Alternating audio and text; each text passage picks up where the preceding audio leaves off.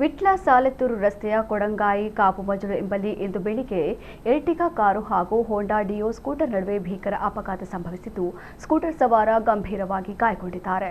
ಸಾಲೆತ್ತೂರು ಕಡೆಗೆ ಚಲಿಸುತ್ತಿದ್ದ Ertiga car ಹಾಗೂ ಎದುರಿನಿಂದ ಬರುತ್ತಿದ್ದ ಹೋಂಡಾ ಡಿಯೋ ಸ್ಕೂಟರ್ಗೆ ಮಧ್ಯೆ ಈ ಅಪಘಾತ ಸಂಭವಿಸಿದೆ. ಡಿಕ್ಕಿ ರಭಸಕ್ಕೆ ಕಾರು ರಸ್ತೆ ಬದಿಯ ಚರಂಡಿಗೆ ಇಳಿದು ನಿಂತಿದೆ. ಅಪಘಾತದ ತೀವ್ರತೆಗೆ ಹೋಂಡಾ ಡಿಯೋ ಸ್ಕೂಟರ್ ಸಂಪೂರ್ಣವಾಗಿ ಜಖಂಗೊಂಡಿದ್ದು, ಸವಾರನಿಗೆ ಗಂಭೀರ ಸ್ವರೂಪದ ಗಾಯಗಳಾಗಿವೆ.